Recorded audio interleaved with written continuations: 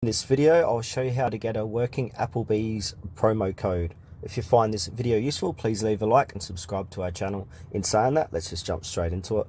Alright, on your mobile device or PC or laptop, open up any web browser, head on over to Google and type in Applebee promo code. A whole list of results will appear here.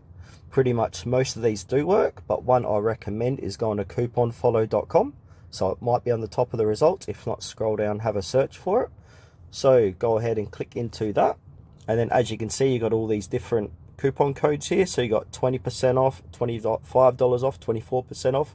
So just choose whichever promo code you want to use for Applebee.